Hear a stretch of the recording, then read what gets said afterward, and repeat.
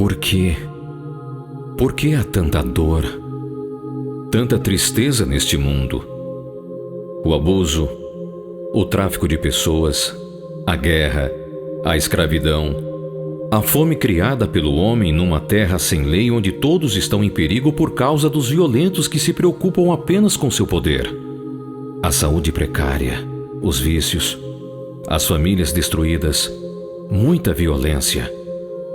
Os terremotos, as tsunamis, a destruição causada pela natureza, o sofrimento, as lágrimas e a pior catástrofe, a morte. Todos são afetados. Ninguém escapa de toda esta angústia. Nem sempre foi assim. No princípio, o Criador fez os céus e a terra. Tudo o que ele fez era bom, e no auge de sua criação fez o primeiro homem e a primeira mulher. Sejam frutíferos, lhes disse, multipliquem-se, governem sobre a minha criação, faça dela um paraíso de louvor, glória e paz entre seus filhos, e eu habitarei entre vocês e os abençoarei. Tudo estava bem por um tempo no lindo jardim de Deus, até a catástrofe chegar. O homem e a mulher não queriam mais ser servos. Já não estavam mais felizes em deixar Deus ser Deus e adorá-lo e servi-lo. Queriam poder para eles mesmos. Queriam governar o mundo sem ele. Em um ato impensável de rebelião, declararam sua independência do Criador do mundo. E as trevas caíram sobre o planeta. As trevas se elevaram. Tendo se rebelado contra o Criador, a humanidade não confiava mais nele e não o conhecia mais, e começaram a criar novos deuses de sua própria imaginação. Deuses de madeira e de pedra, deuses que não podiam falar, nem ouvir e nem enxergar, deuses que foram caprichosos e cruéis. As trevas se espalharam. As pessoas começaram a abusar de outras pessoas, excluindo-as, escravizando-as, matando-as. Nações entraram em guerra contra outras nações. A justiça foi lançada ao chão. As pessoas choravam pela dor que estava sobre o mundo e se perguntavam: há alguma esperança? As trevas se espalharam. A terra já não era mais um jardim de prazer. A terra debaixo de seus pés estava amaldiçoada. Espinhos e ervas daninhas cresceram. A terra estava fora de sua ordem. Secas. Fome, inundações, pestes, terremotos. O mundo se agitou como uma mulher com dores de parto. As trevas haviam penetrado. A vergonha, a culpa, a solidão, a ansiedade, a desesperança e o medo de que nada jamais poderia mudar a maneira que o mundo estava agora. As trevas e a morte estavam em todos os lugares. O Criador contemplou e lamentou-se. O prêmio de sua criação, a humanidade feita à sua imagem, havia rejeitado o seu amor e, apesar de repetidos convites para regressar a ele, continuaram a se rebelar e a construir um mundo de caos e corrupção. Mas o Criador não seria derrotado em seu propósito. Ele amava sua criação e procurou por um homem no qual, por meio dele, pudesse trabalhar para restaurar a terra e toda a humanidade ao seu plano original de amor e beleza. E um dia, Deus encontrou esse homem. Seu nome era Abraão. Abraão buscava a verdade, e seu coração estava perturbado.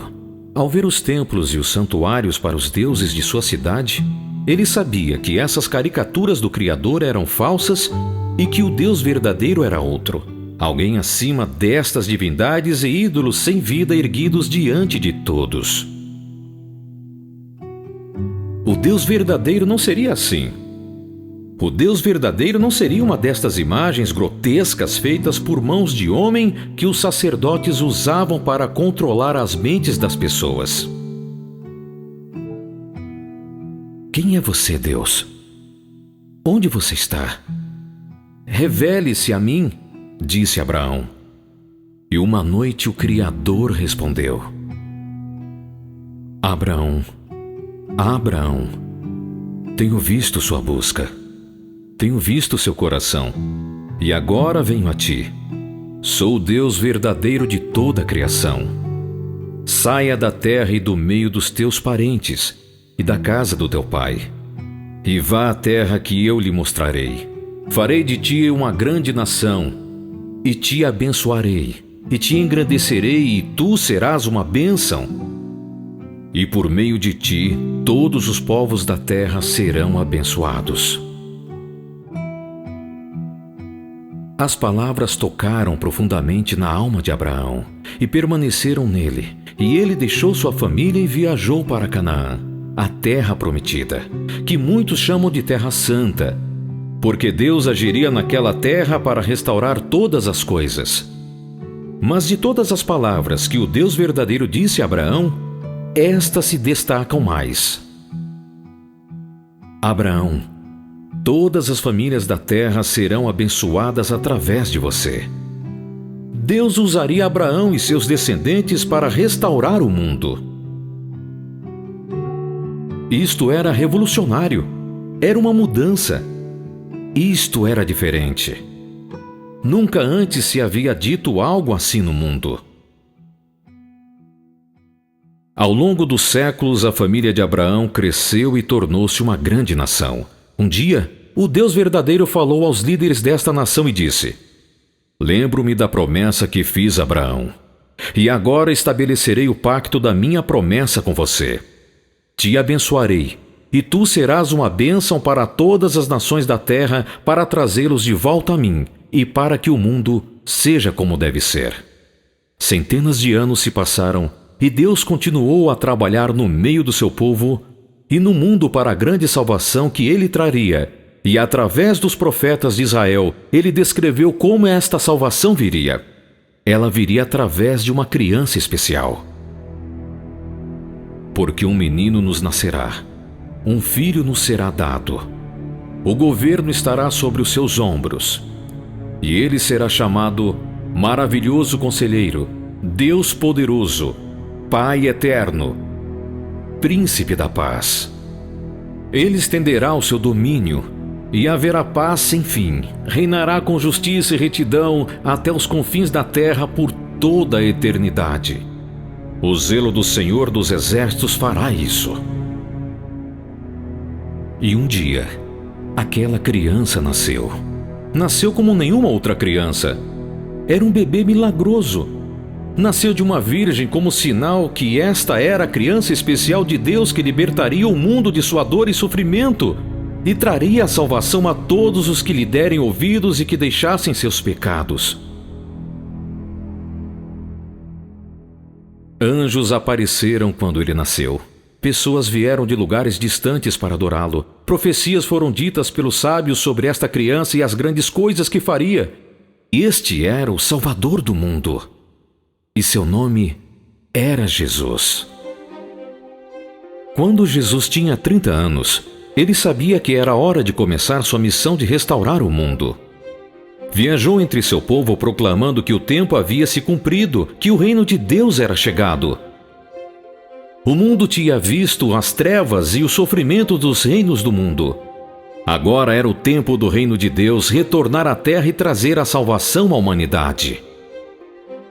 Ele falou com poder, falou com autoridade, falou com compaixão, curou os doentes, deu vista aos cegos, fez os coxos andarem, crianças mortas foram ressuscitadas.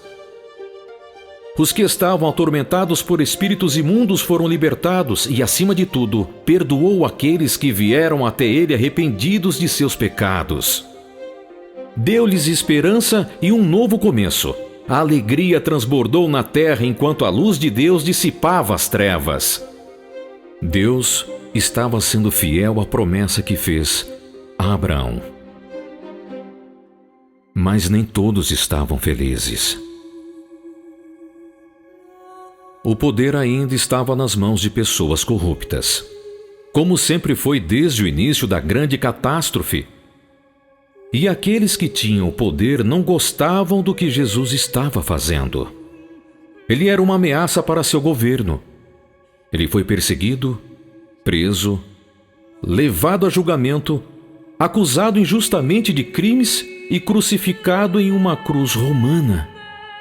Parecia que finalmente as trevas haviam vencido. Parecia que as trevas haviam derrotado a luz que havia vindo ao mundo.